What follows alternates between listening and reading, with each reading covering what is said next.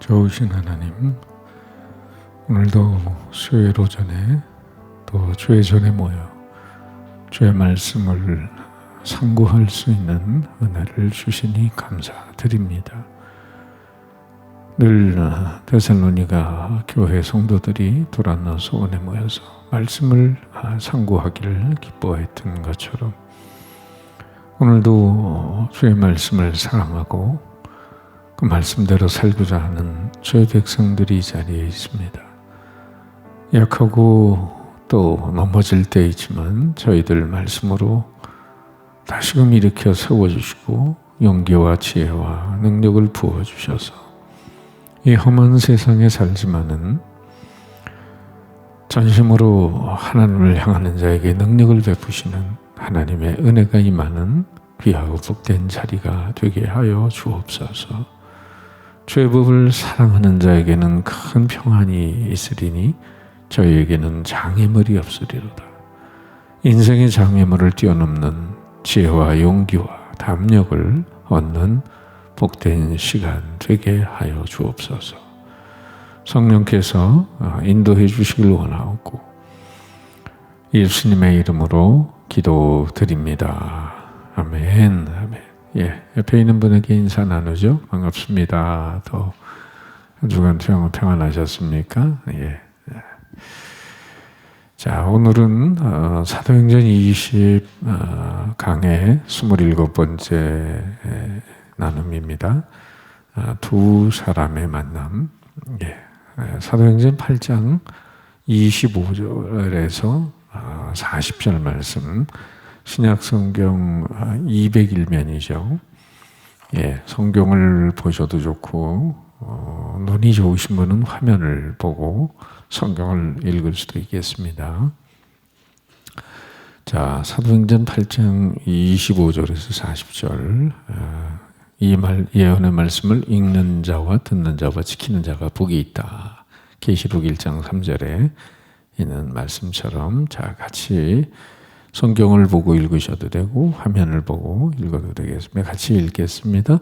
두 사도가 주의 말씀을 증언하여 말한 후 예루살렘으로 돌아갈새 사마리아인의 여러 마을에서 복음을 전하니라. 주의 사자가 빌립에게 말하여 이르되 일어나서 남쪽으로 향하여 예루살렘에서 가사로 내려가는 길까지 가라 하니 그 길은 광야라. 일어나 가서 보니 에디오피아 사람 곧 에디오피아 여왕 간다게의 모든 국고를 맡은 관리인 네시가 예배하러 예루살렘에 왔다가 돌아가는데 수레를 타고 선지자 이사야의 글을 읽더라. 성령이 빌립더러 이르시되 이 수레로 가까이 나아가라 하시거늘 빌립이 달려가서 선지자 이사야의 글 읽는 것을 듣고 말하되 읽는 것을 깨닫느냐. 대답하되 지도해 주는 사람이 없으니 어찌 깨달을 수 있느냐 하고 빌립을 청하여 수레에 올라 같이 앉으라 하니라. 읽는 성경 구절은 이것이니 일렀을 그가 도살자에게로 가는 양과 같이 끌려갔고 털 깎는 자 앞에 있는 어린 양이 조용함과 같이 그의 입을 열지 아니하였도다. 그가 굴욕을 당했을 때 공정한 재판도 받지 못하였으니 누가 그의 세대를 말하리요. 그의 생명이 이 땅에서 빼앗김이로다 하였거늘 네시가 빌립에게 이르되 청하건천대 내가 묻노니 선지자가 이 말한 것이 누구를 가리킴이냐 자기를 가리킴이냐 타인을 가리킴이냐. 빌립이 입을 열어 이 글에서 시작하여 예수를 가르쳐 복음을 전하니 길 가다가 물이 있는 곳에 이르러 그 네시가 말하되 보라멸이 있으니 내가 세례를 받음에 무슨 거리낌이 있느냐. 이에 명하여 수레를 멈추고 빌립과 네시가 둘 다 물에 내려가 빌립이 세례를 베풀고 둘이 물에서 올라올새 주의 영이 빌립을 이끌어 간지라. 네시는 기쁘게 길을 가므로 그를 다시 보지 못하니라. 빌립은 아소도에 나타나 여러 성을 지나 다니며 복음을 전하고 가이사라에 이르니라. 아멘, 아멘. 세례를 베풀고 이제 침례교 쪽에서 이 성경을 좀 만드셔서 그런 것 같아요. 자, 오늘 여러분과 함께 나눌 본문의 제목은 두 사람의 만남. 두 사람의 만남. 그래서 인간에게 만남이 없다면은 행복도 없겠죠.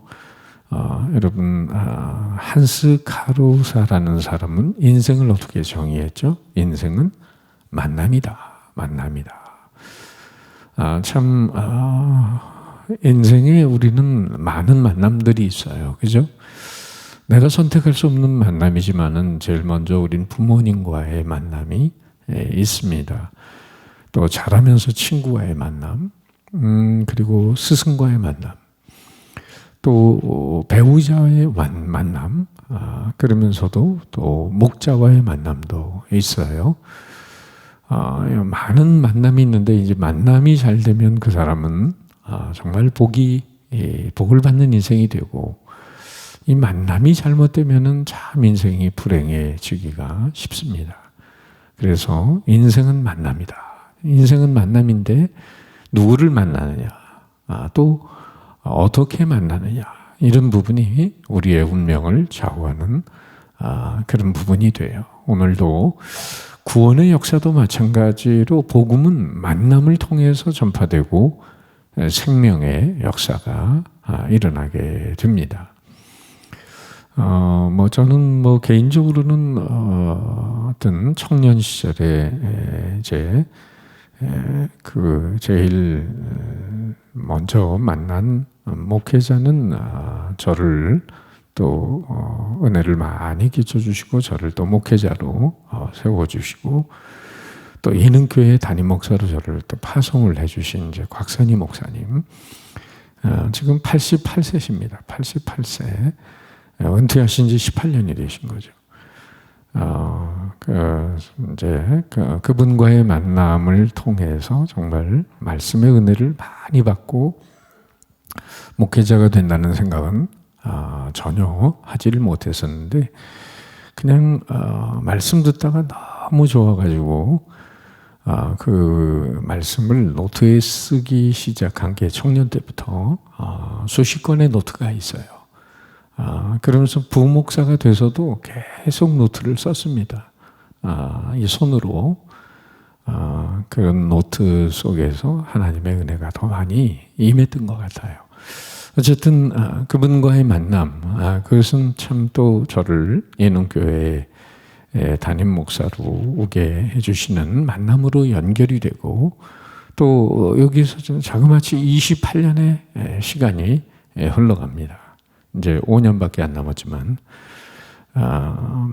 어제도 어떤 목사님들 만났는데, 나이가 그렇게 많으세요. 그래서 하여튼, 그런가 봐요, 나도. 자, 어쨌든, 구원의 역사도 오늘 빌립과 이디오피아 여왕 간다게 넷이 국어를 맡은 자와의 만남을 통해서 아프리카까지 복음이 선교가 전해지는 역사가 있죠. 로마서 10장 14절 같이 읽어볼까요? 다 같이. 이제 그런즉 그들이 믿지 아니하는 이를 어찌 부르리요? 듣지도 못한 이를 어찌 믿으리요? 전파하는 자가 없이 어찌 들으리요? 예, 복음 전하는 자들의 발이 아름답도다.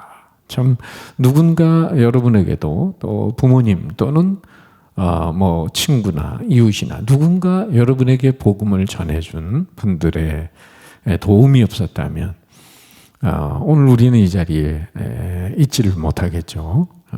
바로 귀중한 만남이 있었어요. 우리나라에도 정말 130여 년 전에 선교사님들이 들어와서 그렇게 이 땅에 저 양화진에 가면 많은 선교사님들의 무덤이 있잖아요. 정말 와서 풍토병에 걸리고 어린 나이에 자식들을 다 잃어버리고 이렇게 저렇게 참 남의 땅에 와가지고 자신의 생명을 헌신했던 선교사님들의 그 수고관인들, 오늘 대한민국이 이렇게 하나님의 축복받는 나라가 될 수 있었을까? 자, 오늘도 복된 소식을 전하는 사람들의 아름다운 발걸음을 통해서 복음의 역사, 구원의 역사, 새 생명의 역사가 일어납니다. 오늘 성경의 귀중한 만남은 빌립 집사님과 에디오피아 여왕 간다게의 국고를 맡은 큰 권세가 있는 내시와의 만남이었다. 뭐 내시 그러면 우리는 뭐 좀 이상한 방향으로 생각을 할 수 있는데 어쨌든 오늘로 말하면 재무부 장관이나 또 경제기획원 장관 뭐 이런 정도의 아주 권세를 가지고 있는 사람이 어떻게 이제 왔느냐 예배하러 왔다고 하죠. 예루살렘에 그러니까 사마리아 땅에 왔는데 결국은 그 땅에서 이제 빌립을 만나면서 그 예수님을 소개받는 귀한 만남이 이루어져. 이 만남을 통해서 아프리카 북동쪽에 위치한 이디오피아의 복음이 전파됩니다. 아프리카에서 제일 먼저 복음을 접한 나라가 되는 거예요. 그러니까 솔로몬 왕 때 제가 여기도 써놨지만은 솔로몬 왕 때 시바 여왕이 찾아왔다가 경배를 하고 돌아가서 솔로몬의 아들을 낳았다고 전해지잖아요. 그렇게 이디오피아 왕족은 그래서 솔로몬의 후예임을 자처합니다. 그리고 뿐만 아니라 히브리 종교, 히브리 문화를 향유한 것을 그들의 특권으로 삼았던 배경이 있습니다. 그래서 지금도 아프리카에 여러 나라들이 있지만은 이디오피아 사람들이 참 예수를 잘 믿는 사람들이 굉장히 많아요. 그런 부분들이 이렇게 빌립의 전도로 이루어지는 아주 오래된 역사가 있는 거죠. 여왕의 내시 간다게가 이스라엘에 오게 된 것은 그는 예루살렘에 순례하기 위해서 여기 이제 예배하러 왔다고 하는데 어떻게 보면 유대인인 이방에 가서 사는 디아스포라로 사는 유대인들이 하나님을 전해서 유대교를 믿는 이방인이 됐겠죠. 유대교를 믿는 신자가 됐는데 결국은 유대교의 본사는 예루살렘에 있잖아요. 하나님을 경배하는 예루살렘 성전에 와서 예배드리고 싶었겠죠.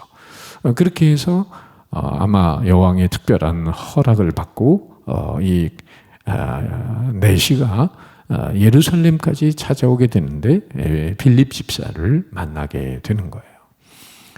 자, 그래서 이제 그가 수레를 타고 가면서 이분이 성경에 대해서 굉장히 탐구력이 있는 사람이었던 것으로 보여집니다. 이사야 말씀을 이 마차를 타고 가면서 이사야 성경을 읽는 것을 보면은 그는 하나님을 경외하는 사람이었죠. 아프리카 사람인데 이렇게 하나님을 경외하는 사람이었기 때문에 그 구약의 예언, 예수님의 예언을 담고 있는 이사야 성경을 읽고 있었단 말이죠.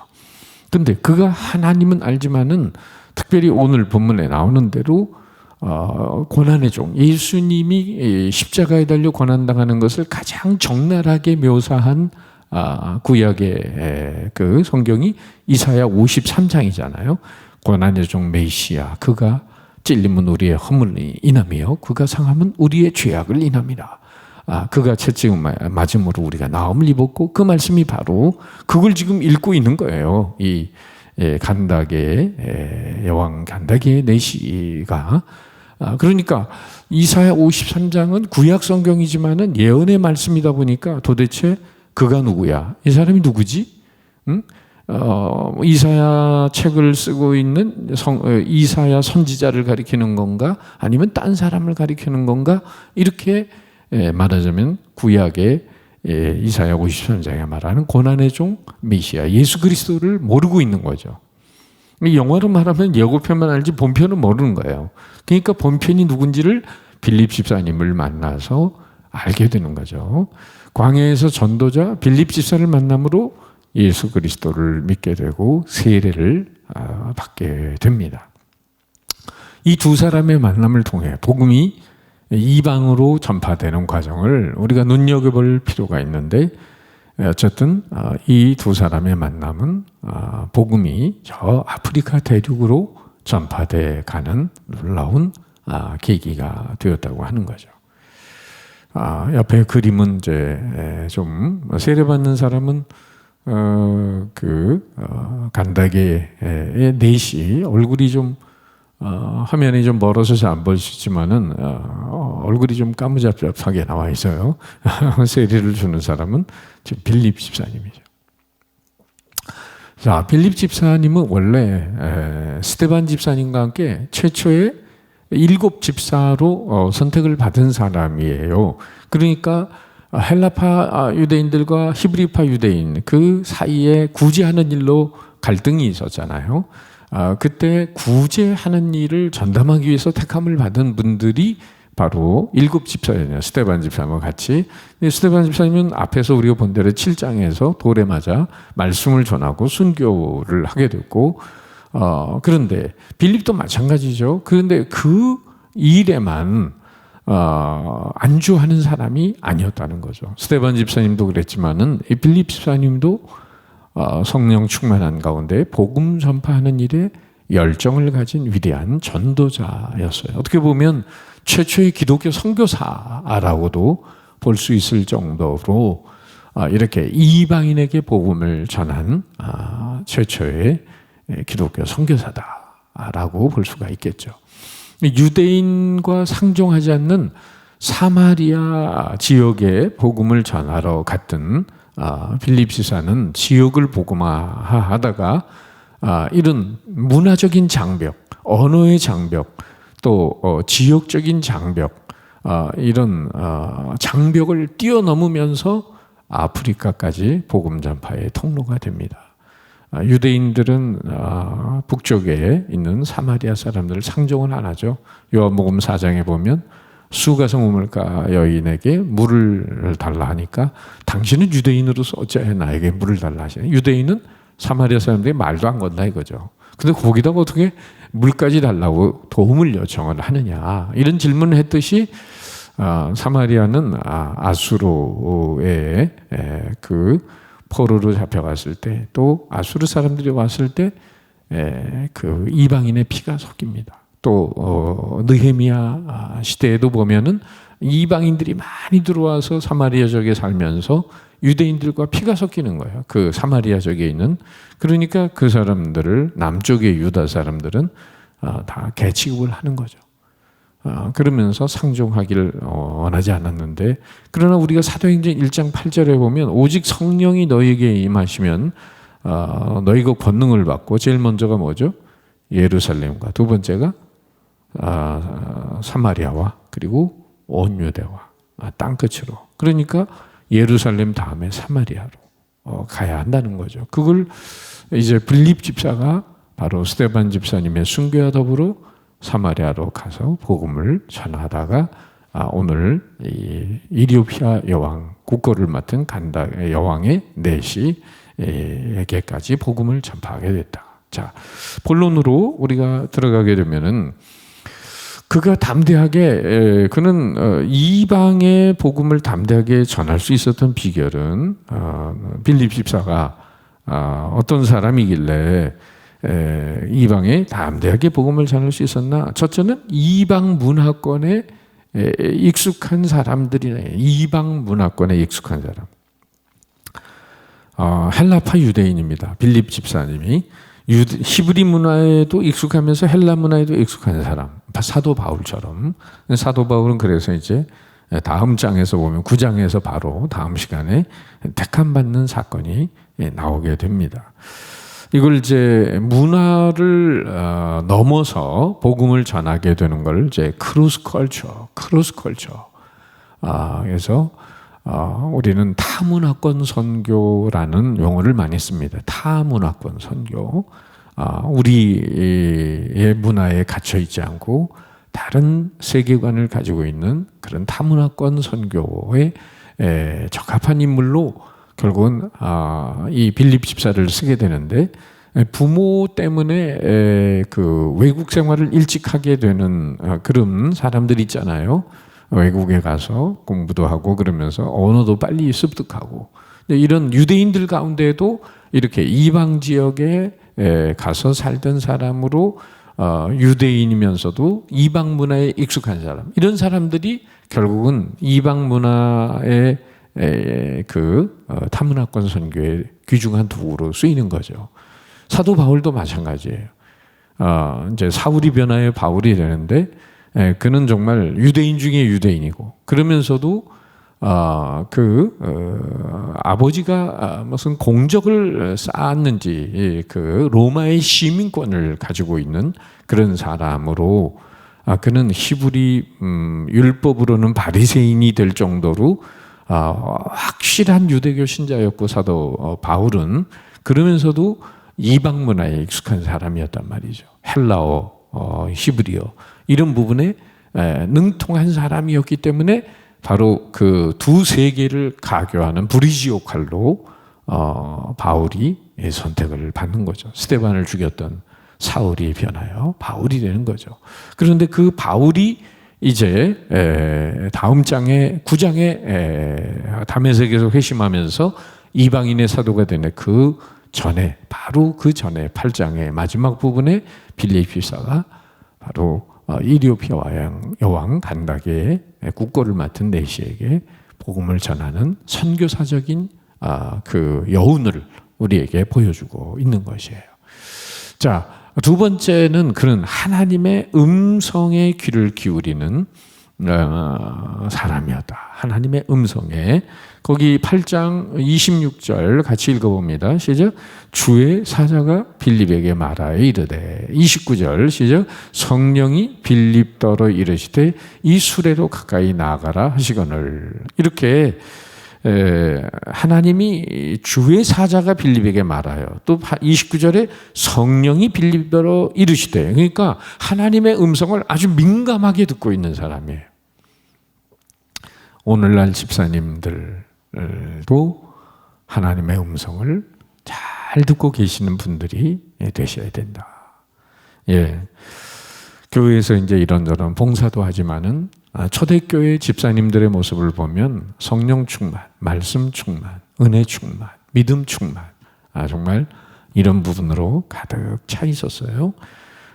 그러면서 선지자 이사야도 이제 주의 음성을 듣고, 누가 나를 위해 갈고, 이사야 6장 8절에 보면 그럴 때 주여 내가 여기 있나이다 하면서 그 입술이 부정한 중에 하나님을 배웠던 이사야, 천사를 보내서 화젓갈로 그 입술을 찢어주면서 이제 하나님이 그를 성결케 할 때 바로 하나님의 음성을 들으면서 내가 여기 있나이다 하고 그 말씀을 전하는 사명자의 역할로 서게 됩니다.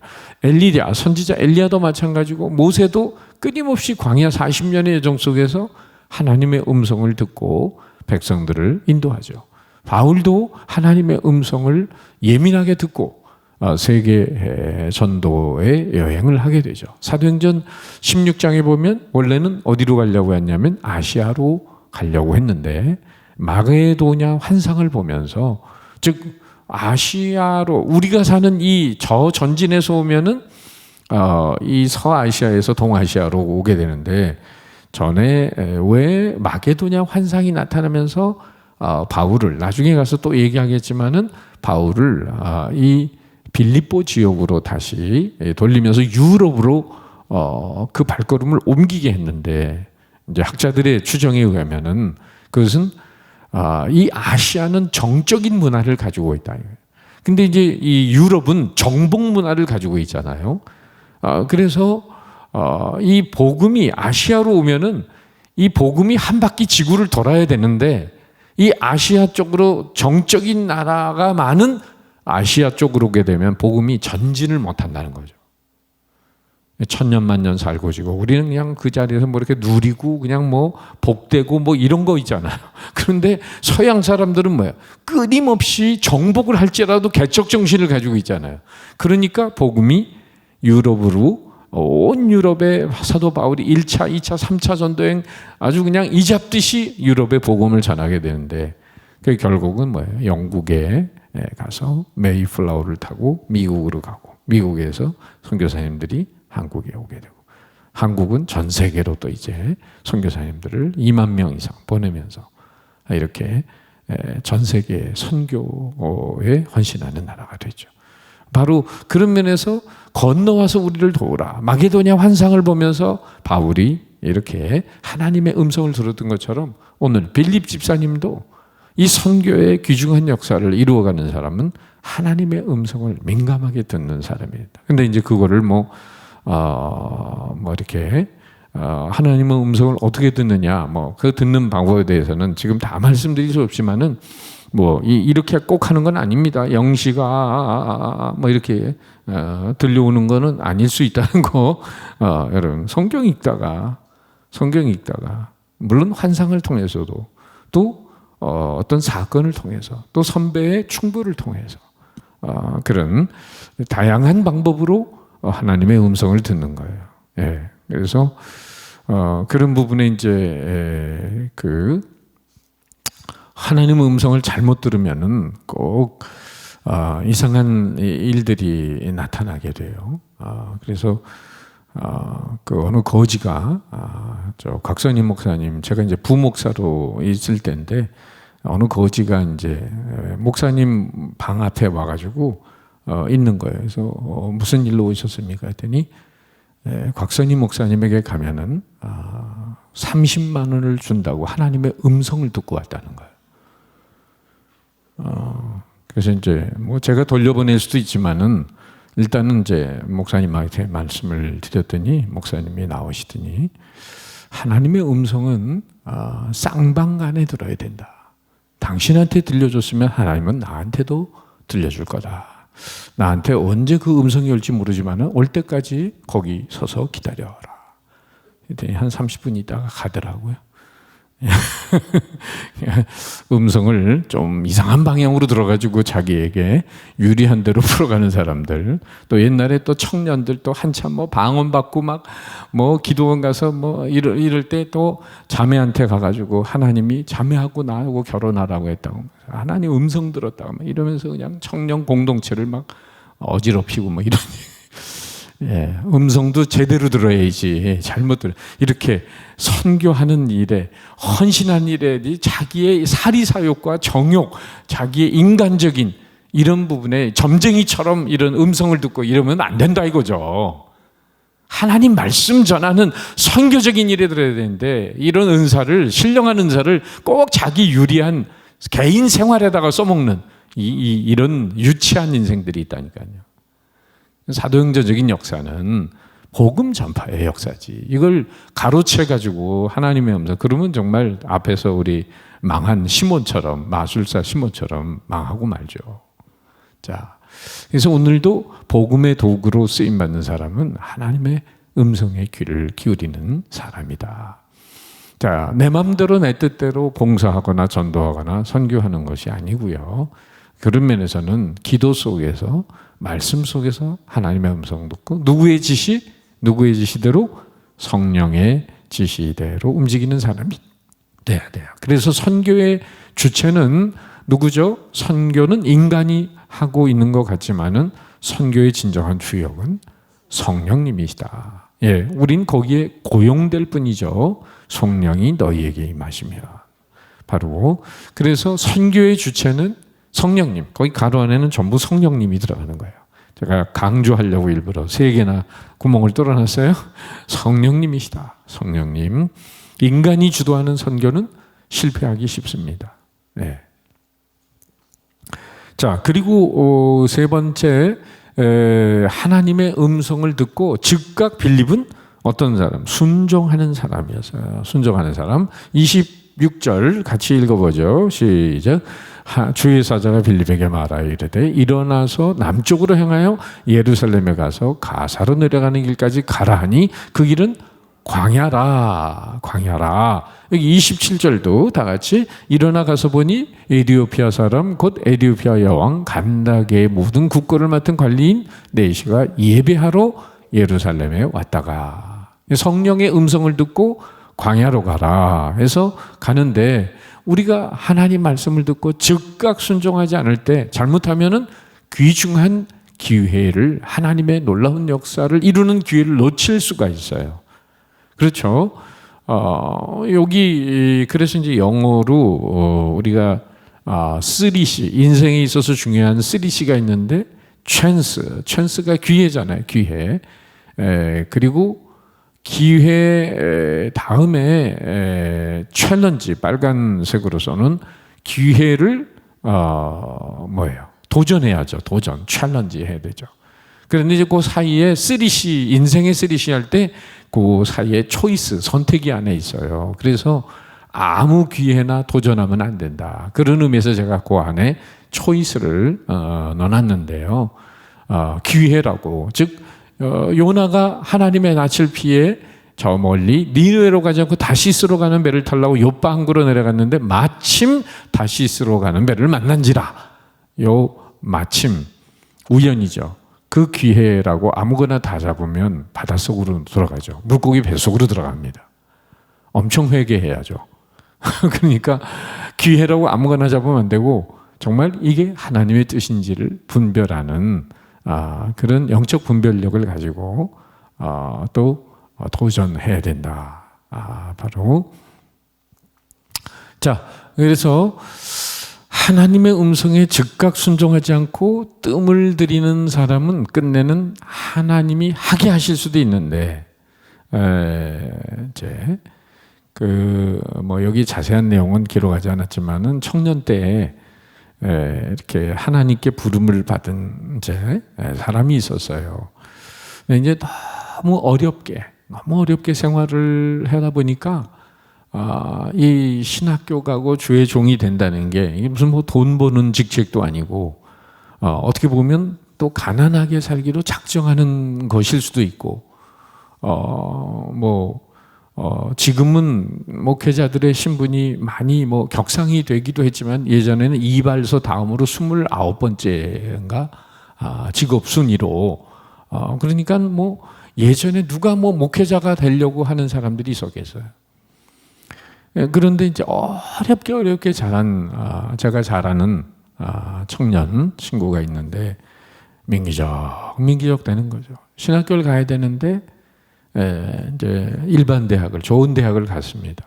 좋은 대학을 가서 이제 졸업을 하고 또 좋은 회사에 취직을 했어요. 근데 하나님이 이 사람은 하나님이 제가 옆에서 봐도 자기가 또 그렇게 소원도 했고 하나님 앞에 자기를 드리려고 그렇게 했는데 또 그리고 또 이제 결혼해가지고 이제 미국을 갑니다. 이제 근데 이제 하여튼 그렇게 해서 이제 와이프 쪽은 미국에 이민 간 사람이고 이 사람은 이제 혼자 이제 이렇게 갔는데 그 하나님의 음성에 빨리 순종을 했으면 좋은데 한 번 한국에 나왔다가 미국으로 돌아가지를 못하게 됐어요.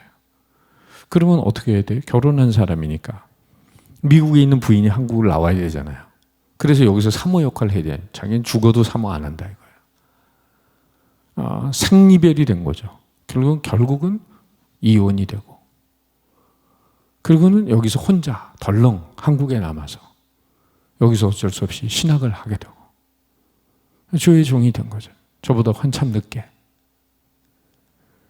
그리고 또 결혼을 했는데 또 사모님이 또 병으로 돌아가시고 또다시 이제 결혼을 하셔가지고 지금 목회를 저 시골에서 하고 계세요. 제가 이제 저는 뭐 다른 의도로 말씀드리는 게 아니라 하나님의 뜻을 바로 순종하는 것과 그렇지 못한 것에 차이가 너무 많더라. 이런 부분을 보면서 우리는 아브라함이 믿음의 조상이 되고 축복의 근원이 된 이유는 뭘까? 물론 하나님이 선택하신 게 제일 으뜸되는 이유죠. 그렇지만은 창세기 22장에 보면은 마지막 시험이 있어요. 백세에 주신 아들 이삭을 모리아산에 바쳐라. 그 하나님의 음성을 듣고 고민이 많았겠죠. 뭐 우리 같으면 그게 쉽게 가능한 얘기입니까? 백세에 난 아들 제물로 바쳐요. 산 제물로 바쳐야 되는데 거의 불가능한 얘기 아니에요? 나를 죽이세요. 아예 이렇게 나오겠죠. 응? 나를 데려가시든지 해야지 왜 내 자녀를 데려가십니까? 이렇게 얘기할 거 아니에요? 근데도 뭐예요? 뒤에 보면은 창세기 22장 3절 같이 읽어보죠. 시작. 아브라함이 아침에 일찍이 일어나 나귀의 안장을 지우고 두 종과 그의 아들 이삭을 데리고 번제에 쓸 나무를 쪼개어 가지고 떠나 하나님이 자기에게 일러주신 곳으로 가더니, 참 성경을 보면서 많이 놀랬던 것은, 아니 자기 아들 죽이러 가는데 뭐 그렇게 일찍 일어나요? 난 성경을 묵상하다가 자기 아들 죽이러 가는데 뭐 그렇게 일찍 일어나나? 민기적 돼야지. 천천히 하더라도 마지못해 억지로 해야지. 근데 아들 죽이러 가는데 아침에 일찍 일어나. 거기다가 두 종과 아들 이삭을 데리고 번제에 쓸 나무를 쪼개어 가지고, 아니 거기 가서는 산에 가면 얼마든지 나무가 있으니까 거기 가서 쪼개도 되잖아. 미리 다 쪼개가 가지고 가는 거야. 아들을 불태워 죽일 나무. 여러분 이런 말씀을 한번 묵상해 보셨습니까? 아브라함의 이미 정말 복의 근원이 될 만한 순종의 깊이가 얼마였던가 하는 것을 생각해 보세요. 마지막 시험을 통과하는 거예요, 이게. 이 창세기 22장 이 아들을 모리아산에 바치는 사건을 통해서 바로 하늘의 별과 같이, 모래 바닷가의 모래알과 같이 하나님이 아브라함을 축복하시고 믿음의 조상으로 우뚝 세우시는 겁니다.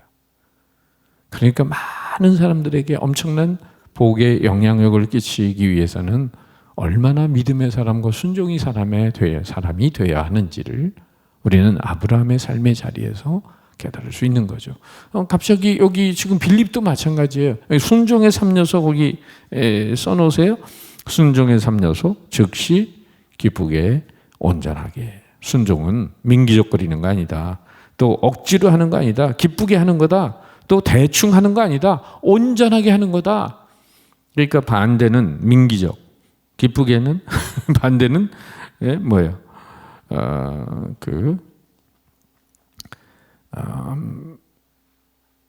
얼치기로 하는 거고, 온전하게는 이제 대충 하는 거고, 기쁘게 반대는 억지로 하는 거고. 예, 이제 그렇게 우리들의 모습을 좀 돌아볼 필요가 있어요. 자, 오늘 빌립 집사 역시 즉각 순종을 하고 지금 사마리아에게 복음을 전해서 막 사마리아에서 막 여러분 치유 이적, 귀신도 쫓아나가고 병 고치는 역사가 일어났잖아요, 앞에서. 그러면 한참 복음의 역사가 꽃을 피우고 있는데 갑자기 광야로 가라는 거예요, 성령님께서. 이런 데에 또 우리는 토를 달고 싶잖아요. 아니 지금 잘 돼가고 있는데 광야로 왜 가라는 겁니까? 이렇게 우리는 항변할 수가 있는데, 이 250리길을 순종해서 가는 거거든요. 250리길을. 믿음은, 그래서 거기 프린트물에는 안 써놨지만 여러분이 제가 많이 얘기해서 알고 계시는, 자 따라합시다. 믿음은 은혜 받는 비결이요, 순종은 축복받는 비결이며, 겸손은 받은 은혜와 받은 축복을 오래 간직하는 비결입니다. 이거 죽을 때까지 외워두시라니까.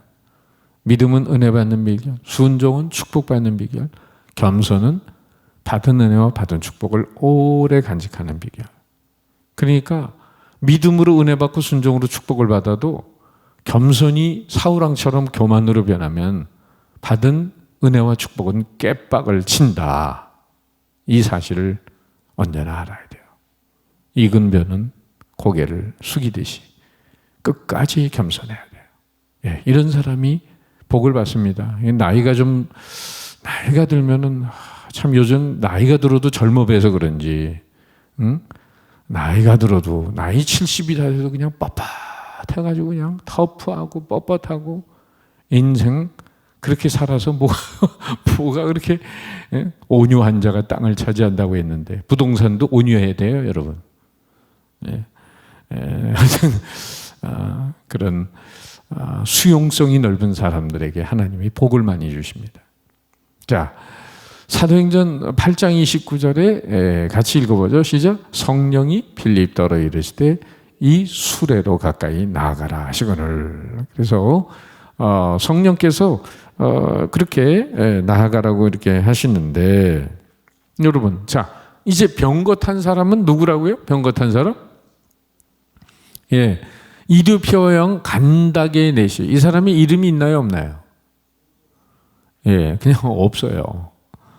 간다게 내시. 그래서 재무부 장관, 경제기획원 장관에 해당하는데 한 사람이 광야에 병거 타고 가는 게 아니고 약 70명이 함께 갑니다. 이게 뭐예요? 대상처럼 캐러반 이런 대상이 움직이는데, 왜냐하면 이 사막지대를 광야지대를 걸어가는데 맹수의 위험, 강도의 위험이 있기 때문에 이렇게 좀 고관들이나 지체 높은 사람들이 가면 한 70명이 때로 가는 거예요. 예. 이 정도 구간이면 다가가기도 어렵고 위험 인물로 오인받을 수도 있는데 성령의 인도를 받아 병거에 가까이 다가갑니다. 왜냐하면 성령이 내려가라, 가서 이 사람을 만나라고 했으니까. 말씀 준비하다가 제가 이 순종이 복을 받는다는 차원에서 그 포테이토 칩 가끔 드시죠? 아무도 안 드시는 것 같아요. 그 포테이토 칩이 만들어진 이야기가 있는데 한번 들어보세요. 이 사람이 이제 미국에, 이름은 안 써놨는데 조지 크럼이라는 사람인데요. 아주 괴짜 영감이에요. 그가 괴짜라고 불린 이유는 그 성격과 관련이 있어요. 인디안과 흑인의 혼혈아였습니다. 인디안하고 흑인의 혼혈아니까 여러분 1853년경이니까 이거 노예거든요. 노예, 거의 그런 정도의 생활을 하는데 아주 다혈질의 냉소적인 사람이었어요. 성격이 불같아서 손님이 자기가 만든 음식에 대해서 뭐라고 하면은 아주 괴상한 음식으로 개조해가지고 억지로 먹을 수 없는 걸 먹이면서 속에서 부엌에서 킬킬대고 웃는 사람. 게다가 이제 흑인과 북미 원주민 혼혈 출신이니까 당시 흑인 대다수가 노예가 아니라도 사람 취급하기 힘들었던 시절이고, 노예제가 없던 주조차도 흑인에 대해서 인종차별이 가득하던 시대, 이런 짓을 하면은 이제 행동을 했으니 참 대단한 사람인데, 여담으로는 5명의 아내가 있었다고 전해지는데, 그가 이렇게 많은 여자와 결혼한 이유는 식당을 인건비를 안 들이고 운영을 하기 위해서 였다라고 하는데, 이런 구두쇠. 그러던 어느 날 한 손님이 감자튀김이 너무 두껍다고. 우리 감자튀김 뭐 맥도날드 햄버거 먹으면 감자 따라서 나오는 튀기는 거 있잖아요. 근데 그게 너무 두껍다고 불평을 했는데, 조지 크럼은 평소대로 이 손님이 돌려보낸 음식을 먹기 힘든 상태로 다시 조리를 해서 손님한테 내보냈는데, 그걸 종이장처럼 얇게 감자를 썰어가지고 튀긴 거예요. 거기다가 소금을 막 쳐가지고 그래서 보낸 겁니다. 손님이 괴로워하는 비명소리를 기대했지만 기대한 것과는 달리 대박을 친 거예요. 초대박이죠. 1853년에 이렇게 해서 탄생한 사라토가 칩이라는 게 높은 인기가 있어가지고, 이 괴상한 요리는 포테이토 크런치라는 이름으로 식당의 새 메뉴로 등장을 하게 되고, 사리토가 칩으로 불리면서 그 지방의 명물 스낵이 돼요. 그러면서 우리가 알고 있는 포테이토 칩은 1920년대에 들어서 가지고 미국 전역에 퍼지면서 생산 방법과 맛을 개량하면서 현재 우리가 알고 있는 포테이토 칩으로 그렇게 바뀌었다고 합니다. 2차 대전 당시에는 포테이토 칩이 군수 물자로 납품될 정도로 미국에서는 이 포테이토 칩이 아주 인기가 엄청났답니다. 그런가 하면 조지 크럼의 레시피 그대로 만들어서 1853년 당시와 똑같은 디자인의 상자에 담은 사라토가 칩은 지금도 뉴욕에서 팔리고 있답니다. 미국을 대표하는 과자라고 하는데, 현대에 와서는 질소 과자라는 오명을 가지고 있지만 짭짤한 맛에서는 최고인 포테이토 칩. 갑자기 포테이토 칩이 땡기는.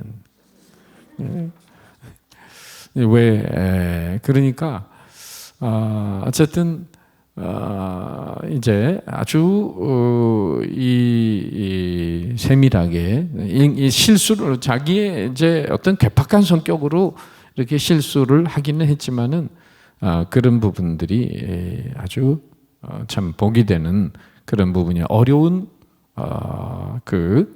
접근하기 어려운 부분에 순종을 하면서 큰 역사를 일으킨 것과 좀 대비해서 그 얘기를 좀 드려봤어요. 네 번째, 이방인의 선교사 자격으로, 뒷장이죠, 여러분.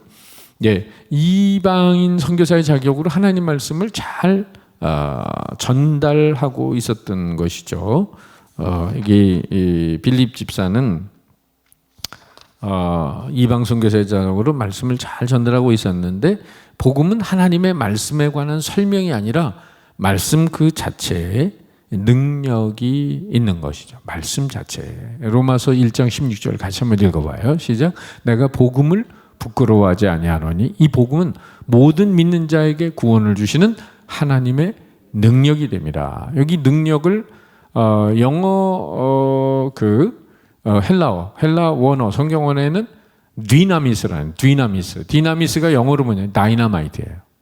그러니까 복음 자체에 다이나마이트 같은 능력이 있다는 겁니다. 바로 복음 자체의 능력이 있으니까 우리는 그냥 전하면 돼요. 전하면. 많은 그리스도인들이 하나님께서 영혼을 구원할 기회를 주셨는데 어떻게 복음을 전할지 몰라서 그 기회를 놓칠 수가 있는 거죠. 예, 베드로전서 우리 3장 15절 같이 한번 읽어봐요. 시작. 너희 마음에 그리스도를 주로 삼아 거룩하게 하고 너희 속에 있는 소망에 관한 이유를 묻는 자에게는 대답할 것을 항상 준비하되 온유와 두려움으로 하고. 여러분이 복음에 대해서 궁금해하는 안 믿는 분을 만났어요. 핵심적인 복음을 전할 아주 좋은 찬스가 왔는데, 그런데 예수님을 어떻게 짧은 시간 안에 효과적으로 전할 수 있는가? 이런 점에서 항상 예수 믿는 사람은 유비무환으로 준비가 돼 있어야 된다.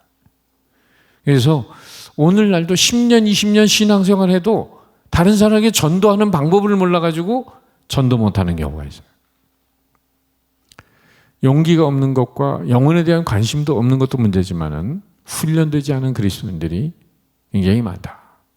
그래서 도슨 트로트맨, 오른쪽에 그 사진에 나와 있는데 내비게이터 선교단체의 창시자입니다. 도슨 트로트맨은 이런 말을 했죠. 제자는 태어나는 것이 아니라 훈련으로 되어지는 것이다. 예수님의 제자는 그냥 태어나는 게 아니다 이거죠. 훈련으로 되어진다. 예, 그래서 전도 폭발이나 우리 과거에 우리 교회에서도 열심히 했었는데 사형리나 브리지, 한구절 전도법 이런 부분들이 오늘 다시 한번 우리가 좀 무장이 돼야 할 내용들이죠. 누굴 만나도 담대하게 예수님을 소개하는 훈련이 돼야 된다. 그러니까 사도행전 8장 32절 같이 읽어봐요. 시작. 읽는 성경 구절은 이것이니 일러스되 그가 도살할 자에게로 가는 양과 같이 끌려갔고 털 깎는 자 앞에 있는 어린 양이 조용함과 같이 그의 입을 열지 아니하였도다. 지금 이 이사야 53장 고난의 종 메시아 예수님에 대한 예언인데 지금 이 내시는 읽으면서도 이사야 성경을 들고 읽으면서도 누군지를 모르는 거예요. 이것을 효과적으로 전달해야 되는데 34절 다 같이 시작. 그 내시가 빌립에게 말하되 청하건대 내가 묻노니 선지자가 이 말한 것이 누구를 가리킴이냐 자기를 가리킴이냐 타인을 가리킴이냐 이제 이렇게 물었잖아요. 35절에 빌립이 입을 열어 이 글에서 시작하여 예수를 가르쳐 복음을 전하니. 바로 이 글의 주인공이 예수님인데 그 예수님이 누구냐 하는 것을 빌립이 이제 이야기를 하는 거죠. 지금 밑에 마차에 타고 가는 이집트의 여왕 간다게의 국고를 맡은 내시, 거기에 지금 빌립 집사가 지금 지팡이를 들고 옆에 서 있는 장면이 나오잖아요. 자, 빌립은 예수 그리스도의 복음을 훤히 알고 내시에게 전달을 하고 있습니다. 자, 여러분은 그렇다면 누군가 길에서 기독교 구원에 대해 알고 싶다고 하면은 짧은 시간 안에 설명할 준비가 되어 있는지 이렇게 목회자로서 그 임종 기도를 해드려야 되는 상황이 있잖아요. 근데 이제 의식이 있는 경우도 있고 의식이 없는 경우도 있는데, 그런 경우에 그 의식이 있는 경우에 좀 이분에게 안 믿는 분이었을 때 짧은 시간 안에 복음을 전해야 될 텐데 어떻게 전해야 될까? 그 중에 이제 제가 자주 얘기하는 얘기 중에 뭐 여러 얘기를 할 수가 있지만은 한 예화를 딱 하나 드는 거죠. 한 예화를. 어떤 어린아이가 배를 나무를 깎아서 배를 만든 이야기 많이 들으셔서 아시잖아요.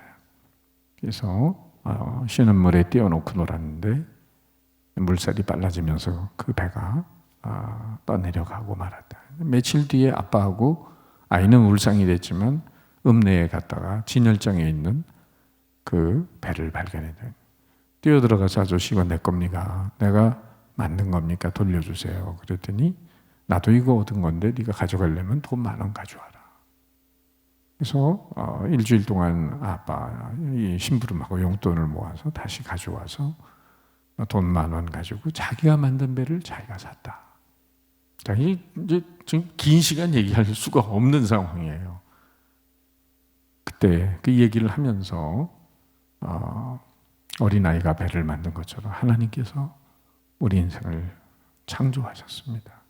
누가 태어나고 싶다고 태어나는 사람이 있겠습니까? 그런데 우리가 하나님의 품을 떠나서 소년의 배가 그 소년의 품을 떠난 것처럼 우리는 죄를 짓고 사는 인생이 돼서 하나님과 멀어졌습니다. 그런데 우리가 스스로 돌아갈 수는 없었지만은 배가 소년의 품으로 돌아갈 수 없지만 소년이 다시 그 값을 지불하고 배를 자기의 것으로 만든 것처럼 하나님께서 보내신 아들 예수님이 십자가에서 내 죄의 그 값을 대신 지불하고 우리를 당신의 자녀로 구속해 주셨습니다. 이것을 믿는 사람은 오늘 죽어도 하나님의 자녀가 되고 천국의 영생의 소망을 얻게 됩니다. 바로 그 예수님을 내가 믿으시겠습니까? 성령께서 역사하시면요, 이 한마디 예화 가지고도요, 예수님을 영접을 하는 거예요. 그런 부분에 이런저런 시간이 많으면 전달용 전도지, 시간이 많으면 20분 정도 있으면 사형리를 가지고, 아니면 전도 폭발 내용을 가지고, 시간도 그것도 없어요. 5분밖에 없어요. 그러면 바로 이런 얘기를 하든지 한 구절 전도법, 아니면 뭐예요? 이렇게 예화가 적혀 있는 전도지가 있어요. 그러면 그걸 우리 기독교 이런 서점에 가면 여러 다양한 예화가 담겨 있는 전도지가 있거든요. 그냥 그거는 차 타고 가면서 1분이면 1, 2분이면 읽을 수 있는 거. 고속버스 터미널 가서 전도하는데 이 사람이 버스를 타. 그러면 얼른 전도지를 그런 내용이 적혀 있는 한번 꼭 읽어보세요. 주는 거죠. 성령께서 감동하면 바로 그런 부분들이 주님 앞에 돌아오게 되는 거예요. 기회가 시간이 좀 많다 그러면 20분, 30분 있다 그러면 사형리도 전해보는 거예요. 이런 정도로 우리 기독교인들이 준비가 되어 있고 무장이 되어 있어야 된다. 아까 베드로 제가 보여드렸던 말씀 중에 뭐가 있어요? 베드로전서 3장 15절 너희 마음에 그리스도를 주로 삼아 거룩하게 하고 너희 속에 있는 소망에 관한 이유를 묻는 자에게 나도 당신처럼 구원받고 싶은데 천국 가고 싶은데 어떻게 하면 천국에 가는 거냐? 대답할 것을 항상 준비하되 온유함으로 두려움으로 해라. 이런 부분들이 오늘 그리스도인들에게 주어져 있어야 된다. 그래서 다니엘서 12장 3절 다 같이 시작. 지혜 있는 자는 궁창의 빛과 같이 빛날 것이요 많은 사람을 옳은 대로 돌아오게 한 자는 별과 같이 영원토록 빛나리라. 예, 그래서 정말 하늘나라에 가면은 이렇게 전에 신성적 목사님이 천국 지옥을 보고 오신 이제 내용의 이야기가 있었는데 방들이 있다는 거죠. 예수님으로부터 가까운 그러니까 이제 제 1번 방에 머무르는 사람들이 누구냐? 순교자들, 기독교를 위해서 복음을 그 다음 복음 전도자들. 그러면 이렇게 이제 복음을 위해서 헌신했던 사람들의 순서대로 가는데 방이 12개가 있는데 나는 몇 번 방에 가 있을까? 요즘 이상한 N번 방 뭐 이런 거. 이제 정말 천국과는 거리가 먼 인생들이죠. 자, 빌립은 어떤 사람인가? 정리를 해보면 빌립은 어떤 사람이냐면은 결국은 이방 문화에 익숙한 사람, 하나님 말씀에 귀 기울이는 사람, 하나님의 말씀에 즉각 순종하는 사람, 담대히 복음 증거할 능력을 갖춘 사람. 예, 여기는 제가 그걸 써놓지 않았어요. 요약한 건 써놓지 않았는데 앞에 다 위에 4가지가 있는 거니까 빌립은 이방 문화에 익숙하고 하나님 말씀에 귀를 기울이고 하나님 말씀에 즉각 순종하고 담대히 복음 증거할 능력을 갖춘 사람. 아니 뭐 내시를 만났는데 이사야 성경에 지금 말하자면 예고편은 아닌데 주인공 예수님을 가르쳐 줘야 되는데 여러분이 빌립 집사처럼 준비가 돼가지고 그거야 예수님에 대해서 이제 침이 마르도록 정말 이야기를 해야 되는데 여러분이 그때 끙끙거리면서 이제 한마디도 못하고 그럼 뭐예요? 이 만남을 통해서 지금 아프리카까지 복음이 가야 되는데 그 복음의 그 릴레이가 이루어져야 되는데 그 아프리카로 가는 이디오피아로 가는 복음의 줄은 끊어지는 거죠. 한번 생각해 보세요. 오늘 우리 주변에서 만나는 사람을 통해 복음의 라인들이 형성되어 가는 그 역사를 말이에요. 그래서 이렇게 만남은 굉장히 소중합니다. 그러니까 톨스토이가 한 말처럼 여기 적어놓지 않았지만은 이 세상에서 가장 중요한 사람은 이 세상에서 제일 중요한 시간은 지금이다. 이 세상에서 제일 중요한 사람은 지금 내가 만나는 사람이다. 이 세상에서 제일 중요한 일은 지금 내가 만나는 그 사람에게 최선을 다하는 거다. 우리는 어떻게 복음을 전하면서 안 믿는 사람 만나면 최선을 다해야죠. 자, 그렇다면 빌립이 만난 이디오피아 내시는 어떤 사람인가? 3가지로 정리가 되어 있는데 첫째는 열심 있는 사람, 열심 있는 사람. 먼 아프리카 이디오피아에서 예루살렘까지 예배드리기 위해서 이국만리 여행길을 마다하지 않고 온 사람이에요. 산 넘고 물 건너 수많은 사막길을 찾아온 동방박사들처럼. 그렇잖아요? 동방박사는 어디서 왔나요? 동방박사 어디서 왔어요? 바벨론에서 왔죠. 바벨론. 그 바벨론은 또 누구한테 영향을 받았을까? 그게 바로 다니엘입니다. 다니엘이 바벨론의 포로로 잡혀갔잖아요. 거기서 하나님을 전하는 거예요. 그 하나님의 말씀을 배우고 하나님의 계시를 볼 수 있었던 그 바벨론의 학자들, 그들이 별을 쫓아 베들레헴을 향해 오는 거죠. 바로 이 이디오피아의 내시도 마찬가지였다. 신앙은 열심 있는 자에게 깊이 있게 주어지고 그런 사람을 통해 복음의 놀라운 역사가 이루어진다. 더욱이 신분상으로 매우 바쁜 사람, 국고의 재정을 책임지는 사람이 하나님을 예배하기 위해서 먼 길을 찾아올 만큼 그는 어떤 사람? 열정이 있는 사람. 열정. 우리 시편 119편 2절 같이 읽어보죠. 여호와의 증거들을 지키고 전심으로 여호와를 구하는 자는 복이 있도다. 역대하 16장 9절 여호와의 눈은 온 땅을 두루 감찰하사 전심으로 자기를 향하는 자에게 능력을 베푸시라. 네. 전심으로 여호와를 구하는 자, 전심으로 하나님을 향하는 자에게 능력을 주십니다. 그리고 두 번째, 마음이 열린 사람. 여행하는 것만 봐도 이 사람은 개방된 사람이에요. 오픈 마인드 퍼슨. 폐쇄적인 사람은 잘 여행도 안 가요. 여행 갈 정도의 사람은 그래도 좀 물론 여유도 있겠지만 우선 생활의 여유보다 마음의 여유가 있는 거예요. 마음의 여유. 여행을 싫어해. 잘못하면 우물안 개구리가 되죠. 제가 뭘 써놨습니까?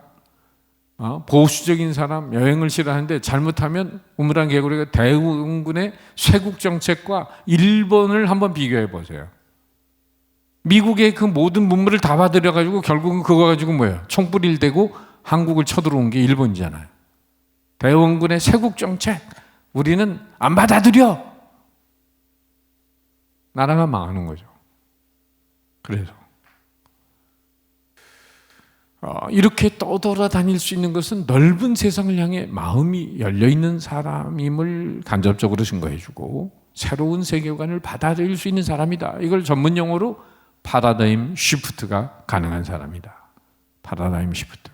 자기의 어떤 이 살아온 준거의 틀을 바꾸는 거죠. 딱 고정관념에 매여 있는 사람이 있잖아요. 그런데 살아온 방식 자체를 새롭게 받아요. 지금은 시대가 여러분 어떤 시대가 열립니까?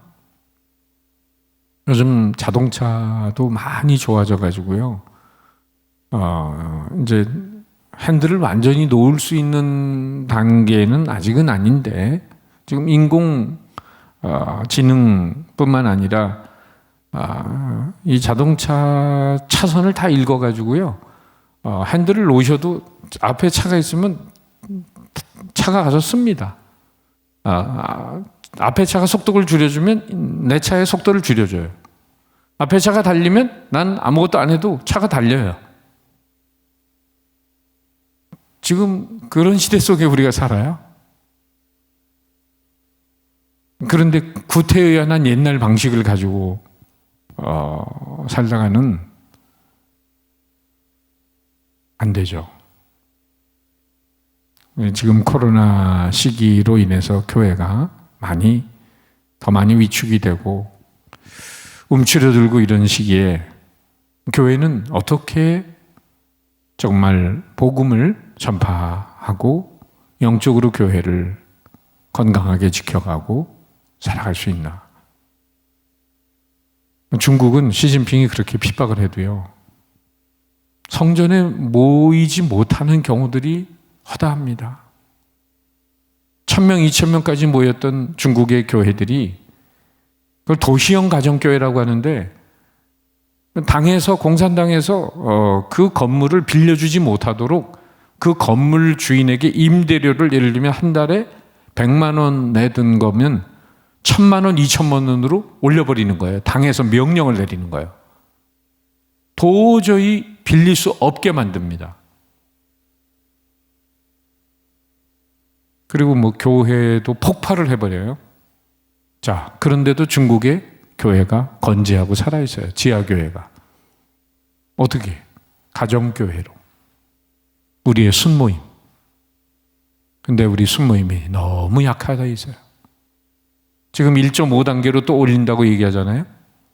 정부는 마음대로 하고 싶은 대로 해요, 이제 앞으로. 시위가 많아질 것 같으면 수위는 자동으로 올라갑니다, 여러분. 위생에 상관없이.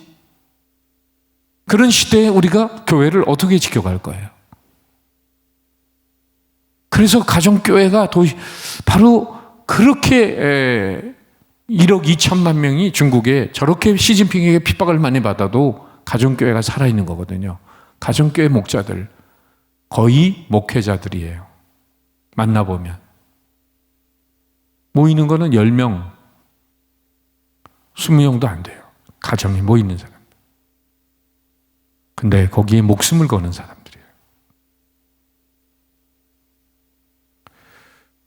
그런 면에 우리는 머리아리야 돼서는 안 되고 정말 진흙이 돼야 된다. 자, 여행 도중 성경 탐독하다가 예수의 제자인 빌립 지사를 만나서 깊은 진리에 대한 지도를 받게 되잖아요. 길 가다 만난 사람을 자기 병거에 태우고 배우고자 하는 사람. 이 사람은 그래도 뭐 이방 나라 아프리카 사람이지만은 지체가 높은 사람입니다. 근데 열린 마음의 사람, 겸손한 사람, 누구에게라도 배우기를 원하는 사람, 자기 지위, 체면, 자존심 다 내려놓고 배우기를 원하는 사람.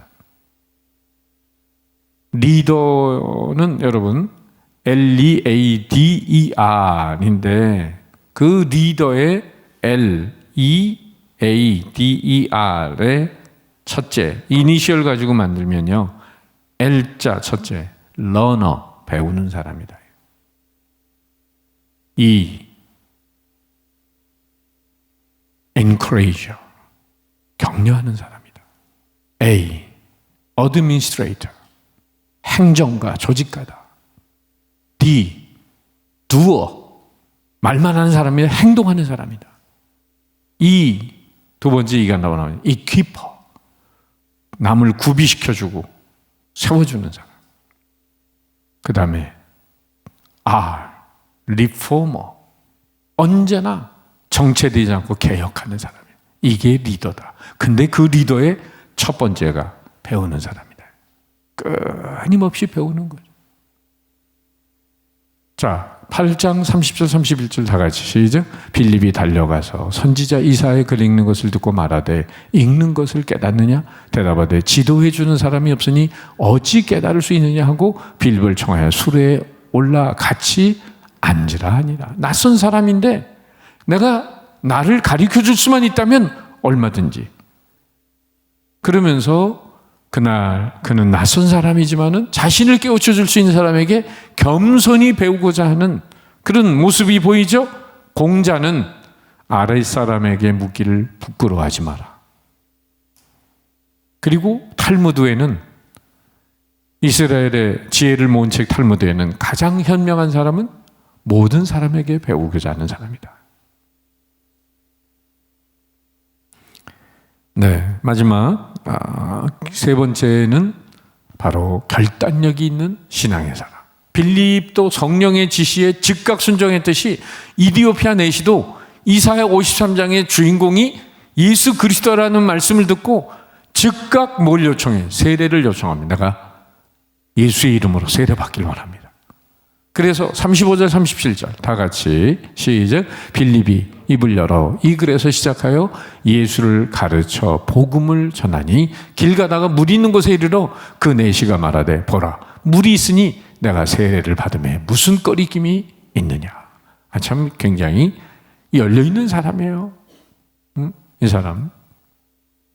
그러면서 확신에 찬 믿음을 소유한 후에 바로 즉각 세례를 받는 결단력이 있는 사람이죠. 그는 천천히 세례받죠. 뭐. 또 기회가 있겠죠. 뭐 이렇게 뜸들이는 사람 있잖아요. 가끔 천천히 하죠. 뭐가 급합니까? 또 기회가 있겠죠. 뭐. 바리메오는 그렇게 했다가 언제 눈 뜹니까? 그러면은 예수님 지나간다는 말을 듣고 그냥 필사에 겉옷을 벗어 던지고 예수님께 오잖아요. 그러니까 그리스도인의 삶의 자세는 언제나 뭐예요? 영어 now and here. 지금 여기가 돼야 된다. 지금 여기. 바로 그래서 세례받을 기회, 봉사할 기회, 충성할 기회, 전도할 기회, 훈련받을 기회, 말씀 들을 기회 언제나 있는 게 아니죠. 언제나 있는 게 아닙니다. 엿장수 아저씨가 하는 말, 은혜로운 말이 뭐라 그랬죠? 날이면 날마다 오는 게 아닙니다. 얼마나 은혜로워요? 지옥은 누가 가나? 차차 하다가 아차차 하고 가는 게 사람이 지옥 가는 사람이 차차 하다가 아차차 하고 지옥에 간다는 거예요. 자, 고린도서 6장 2절 다 같이 시작. 보라 지금은 은혜 받을 만한 때요.